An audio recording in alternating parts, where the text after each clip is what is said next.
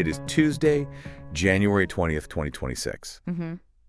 And I think for anyone working in the digital space or honestly just anyone living a digital life, the date matters less than the feeling.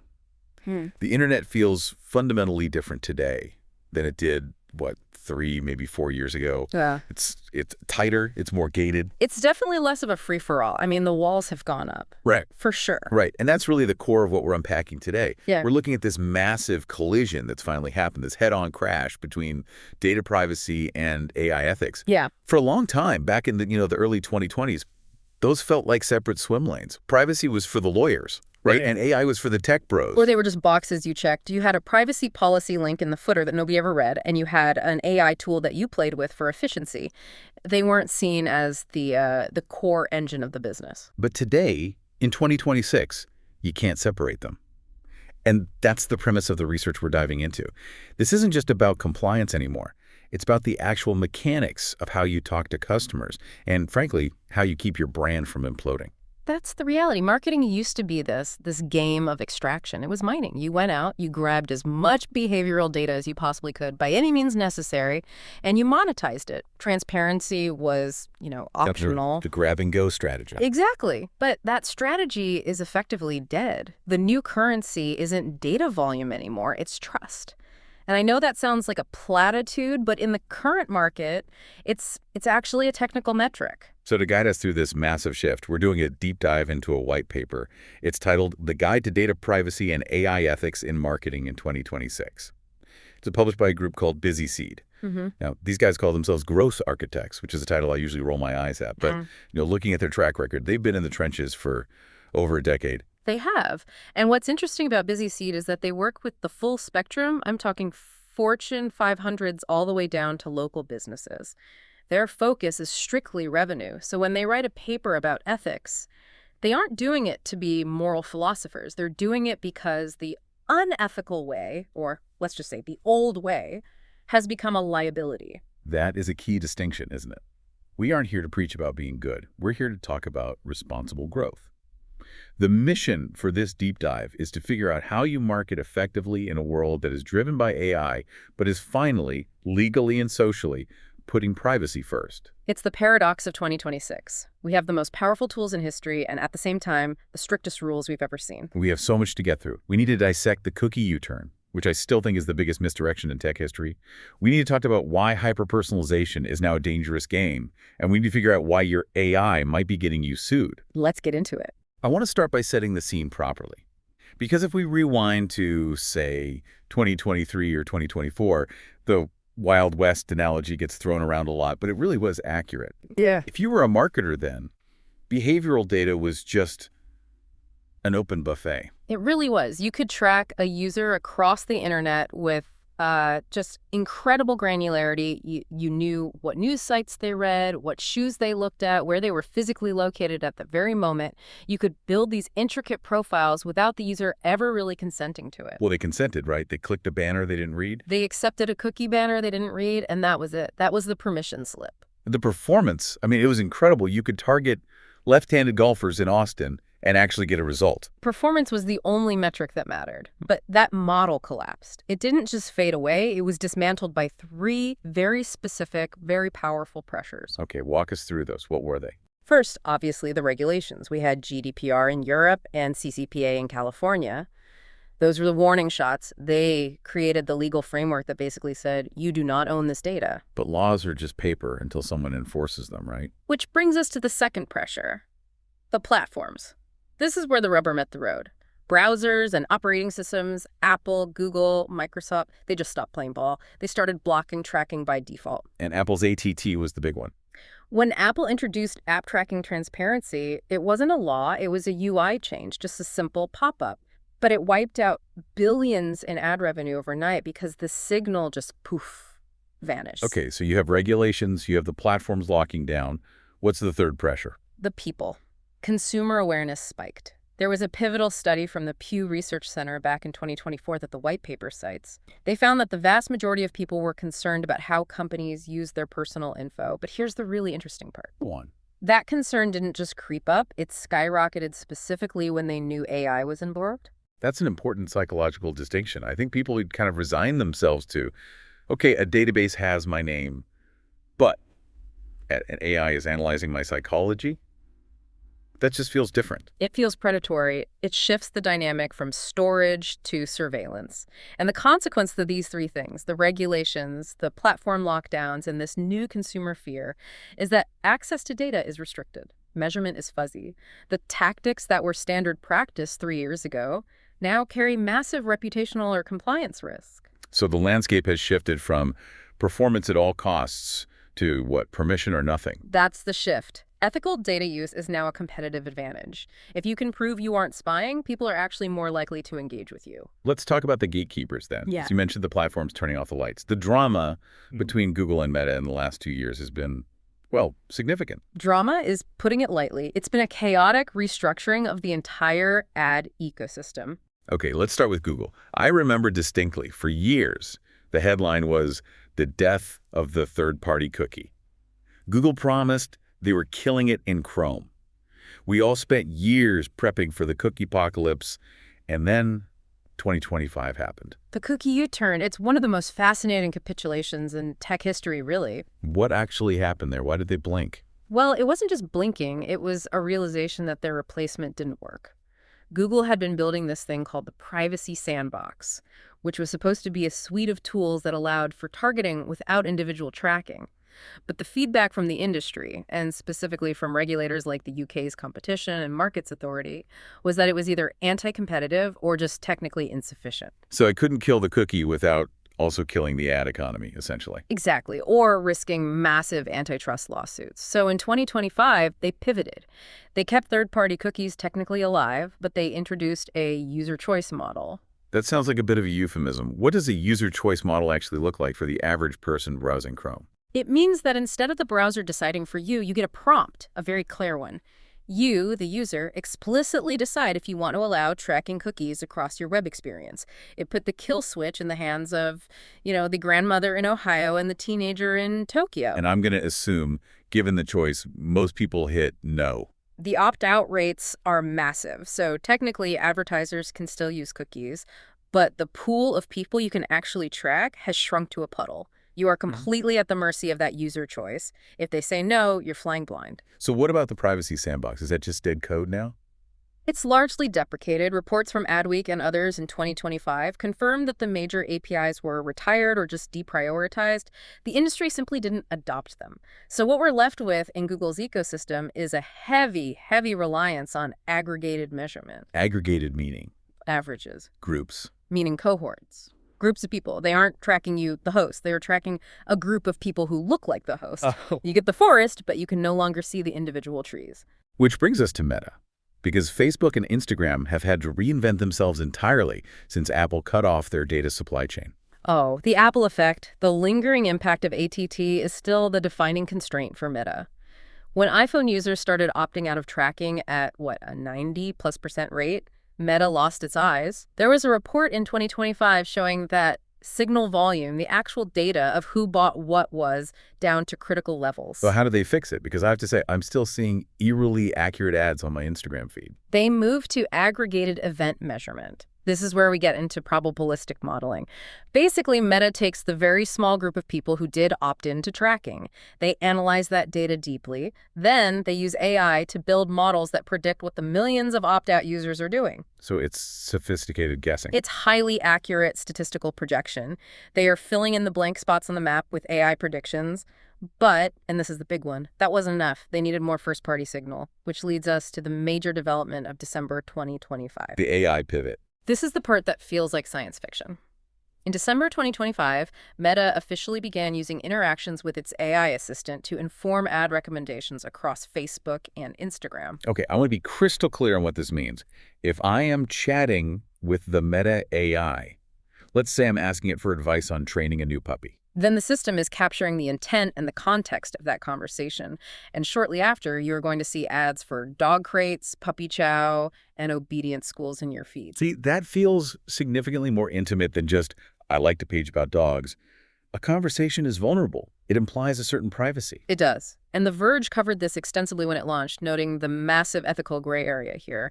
You are taking conversational data, which users have historically viewed as private, like a chat with a friend, and you are repurposing it for commercial targeting. It's mining the dialogue. It is. And while it solves a huge data problem for Meta, because now they don't need the cookie, they have the conversation, it creates a massive trust hurdle. If people feel like their assistant is actually a spy, they're just going to stop talking to it. That's the collision right there. The technology works, but the trust breaks. And that leads us perfectly into the broader topic of generative AI. Because it's not just about how they target us, it's about how they create the content for us. Right. Generative AI has transformed the operational side of marketing.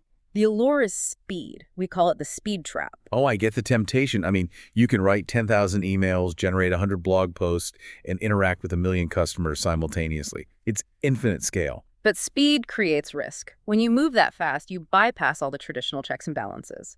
The biggest issue is what we call the black box problem of the data source. Okay, explain that.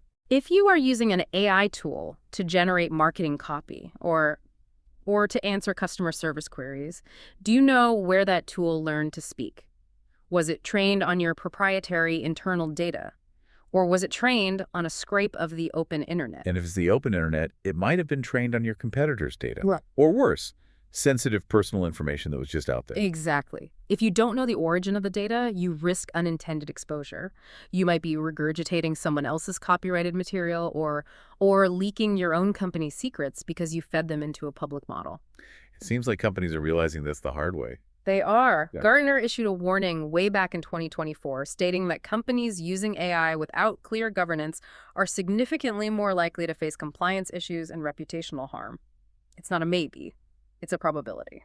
There's a quote in the BusySeed paper that really stuck with me. It's from Raman Chattery, the former director of machine learning ethics. She said, when AI systems interact directly with customers, mistakes are no longer technical issues. They become trust issues. That is the defining quote of this entire era. It really hits home. I mean, if a website loads slowly, I'm annoyed at your IT department. But if your AI chatbot lies to me or hallucinates a discount that doesn't exist or says something offensive, I don't think glitch. I think this company is untrustworthy. Precisely. AI without oversight produces untrustworthy content. And in 2026, if you break trust, you don't get it back. The switching costs for consumers are just too low. They'll just go to the competitor who isn't hallucinating. This brings us to the creepy factor. We've touched on it with the Meta AI, but I really want to drill down on hyperpersonalization. Because for a decade, the holy grail of marketing was right message, right person, right time. We wanted to know everything so we could serve the perfect ad. And we cross the line. There is a very, very fine line between relevance and surveillance. So how do we define that line now? Where is it? The industry, and the BusySeed paper makes a big point of this, is distinguishing between declared data and inferred data. This is probably the most important vocabulary lesson for marketers today. Okay, let's break those down. Declared versus inferred. Declared data is information you knowingly shared. You filled out a profile. You clicked a button that says, I like this. You told the brand explicitly, I am interested in hiking. It feels like a conversation. I tell you I like hiking. You show me boots. We're good. No problem there. Exactly. That is helpful. Inferred data is when the AI analyzes your behavior, how long you hovered over an image, what time of day you logged in, the speed of your scrolling, and it guesses something about you that you never, ever shared. The classic example being the algorithm figuring out a woman is pregnant before she's even told her own family. Right. And while that's technically impressive, it's psychologically intrusive. It feels like a violation. Pew Research found that consumers are deeply uncomfortable when ads know too much, even if the ad itself is useful. The utility doesn't outweigh the creepiness. Is there actual legal risk there, or is it just about bad vibes?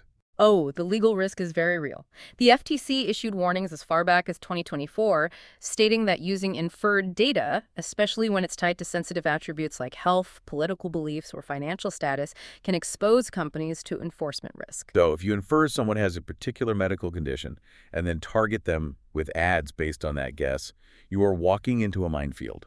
Especially if the consumer had no idea you were guessing that about them. Transparency is the legal shield. If you hide the inference, you're liable. The Harvard Business Review talked about this. Personalization only feels appropriate when it aligns with user expectations. If I tell you I like coffee, show me coffee. If I don't tell you anything and you show me an ad for a divorce lawyer because you analyzed my voice patterns, well, trust is broken forever. That's a terrifying example, but I get the point. So the strategy has to shift. We aren't aiming for maximum precision anymore. No. The term Gartner used is responsible relevance. It's about being relevant enough to be useful, but not so precise that you look like a stalker. Responsible relevance. I Yeah. like that. It feels sustainable. Okay, I want to get practical. We've done the high-level theory. If I'm a marketer listening to this right now, I need to know what to stop doing immediately. Let's look at the no-go zone. Sure. These are the tactics that are effectively toxic in 2026. You just can't do them anymore. The first one on the list is buying third-party lists. Now, people have been buying email lists since the 90s. Is it really dead? It's dead. If the sourcing is unclear, don't touch it. In 2026, buying a list of emails where you don't know how they were collected is basically buying a lawsuit. Plus, with the spam filters we have now, the deliverability on those lists is near zero. It's just a waste of money. Okay, next is data scraping and enrichment. I feel like this is a big one because so many growth hack tools have relied on this for years. They do, and they are dangerous. Building profiles using scraped personal data violates almost every platform's terms of service and most privacy laws. If the user didn't give that information to you directly, you cannot take it off the web to build a commercial dossier on them. End of story. Then we have endless retargeting. I have to ask about this because I still see the same pair of socks following me around the internet for weeks. So clearly some people are still doing it. They are, but it's a dying reflex. The days of stalking a user across 10 different devices are ending because, one, the cross-device tracking is mostly broken thanks to the cookie U-turn, and two, it just creates negative brand equity. It's annoying. People hate it. It is so annoying. What about sensitive inferences? We touched on this already. This is a hard no. Do not personalize ads based on guest-sensitive attributes like health, religion, or sexual orientation. Just don't go there. The risk-to-reward ratio is absolutely terrible. And the last one on the no-go list is interesting. Compliance as a workaround. This is a mindset issue. You can no longer treat privacy laws as technical hurdles to jump over. You see companies asking their lawyers, how do we get around the GDPR to get the data anyway? That is the wrong question. It needs to be a policy requirement. If the law says stop. You don't build a tunnel under the law. Okay, so that's the don't list. It feels restrictive. But we still have businesses to run. What is the safe harbor? What can we do? There is actually plenty you can still do. And honestly, the brands doing this are the ones seeing better long-term retention. It all starts with first-party data. Which means owning your audience, building your own list. It means segmenting audiences based on clear opt-ins. You aren't renting access to them from Facebook. You have their email, their consent, and a direct relationship with them. And then you use declared preferences. Right. Personalize based on what they told you or what they actually did on your site. If they put a tent in the shopping cart on your website, you have permission to talk to them about camping. That is logical, expected relevance. What about automation? Can we still use AI in our marketing? Yes, absolutely, but it must be consented automation. You can use AI to optimize send times or subject lines, but only within systems where the user explicitly said yes to receiving communication from you. And for all the data nerds out there, we have to get used to aggregated reporting. This is the bitter pill we all have to swallow. You have to get comfortable with modeled conversions. You might not know that John Smith specifically bought the product at 10:02 a.m. on a Tuesday, but you will know that someone from the hiking enthusiast cohort bought it. You have to be okay with that level of data. That's letting go of the need for omniscience. Exactly. And finally, owned platforms. Build remarketing audiences on your own compliant lists. Don't rely on a pixel to build your audience for you. Upload your clean, consented list to the platform securely. Build your house on land you own. I want to pivot to the operational side of things for a minute, specifically automation. Yeah. Because we talked about the speed trap, but there's also the set it and forget it mentality. For years, the dream of marketing automation was passive income. You build the funnel, turn it on, and go to the beach. That is a very dangerous dream in 2026. Why? Is it just because things change too fast now? It's because AI acts faster than humans can review, and it drifts. If you set up an automated system and the logic is even slightly flawed, maybe it's sending the wrong message or targeting the wrong people based on bad inference, it will replicate that mistake 10,000 times before you even wake up. The scale of the mistake is the problem. Exactly. Mistakes or policy violations happen at scale. If you drift out of compliance, you do it instantly and massively. So automation requires ongoing monitoring. It is not a rotisserie chicken. You can't set it and forget it. It's a garden you have to tend every single day. Let's talk about cold outreach. Cold emailing, LinkedIn messaging. I feel like my inbox is a war zone of AI-generated spam. Is cold outreach dead? It's not dead, but it is heavily, heavily scrutinized. And here is a really important distinction. Legality does not equal ethics. Just because you can spam me doesn't mean you should. Right. You might technically be clear under CAN spam or even GDPR if you interpret legitimate interest very loosely, but that doesn't mean it works. And the AI trap here is using AI to personalize cold outreach so well that it feels deceptive. You mean those emails that say, hey, I saw you went to university name and I loved your recent post about topic. But a robot wrote the whole thing. Yes. That is the fake familiarity problem. The FTC actually warned about this back in 2024. Messages that imply a prior relationship that doesn't exist because AI faked the familiarity can be considered deceptive practices. That is huge. So faking a connection is now borderline fraud, essentially. In the eyes of the consumer, absolutely. Statista had data from 2024 showing that consumer trust just drops off a cliff when outreach feels unexpected or overly personalized without any prior interaction. It feels like a trick. So if I pretend to be your best friend in the first email, you're just going to block me. Spam complaints go up, deliverability goes down, and your domain reputation gets torched. The fix, according to the Direct Marketing Association, is to focus on data quality and restraint. Send fewer emails to people who actually might care, and be honest about who you are and why you're writing. Imagine that. Honesty is a marketing tactic. It's a radical concept for 2026, but here we are. So we've covered the landscape, the giants, the AI risks, and the practical do's and don'ts. It really feels like the walls are closing in on marketers. What does this all mean for the future? Well, the BusySeed white paper concludes that this isn't a phase. Privacy and AI ethics are not short-term disruptions. They are a lasting, permanent shift. The tectonic plates have moved. So we aren't going back to 2018. That's not happening. Never. The definition of success has completely changed. We are moving away from a model of extraction, which is getting as much data as possible, to a model of permission, which is about clarity and responsible use. It feels like constraints are tightening everywhere we look. They are. But here's the provocative thought I want to leave you with, and the white paper touches on this too. Constraints actually build better brands. How so? That sounds completely counterintuitive. Think about it. When you can't just cheat by scraping data or spying on people, you have to actually be good. You have to create content people want to see. You have to build products people genuinely want to buy. You have to earn the data, not steal it. You have to be worth following. Exactly.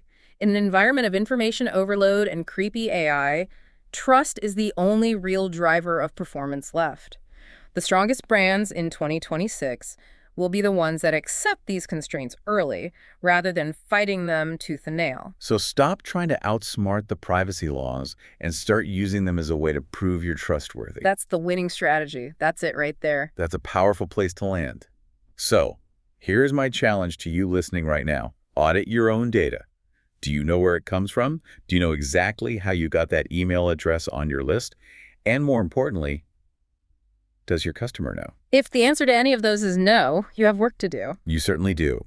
This has been a fascinating look into the reality of 2026. A huge thank you to the team at BusySeed for the source material. We'll be linking to the full white paper in the show notes. It's definitely worth a read. Check your data, folks. We'll catch you on the next deep dive. Stay ethical out there. See ya.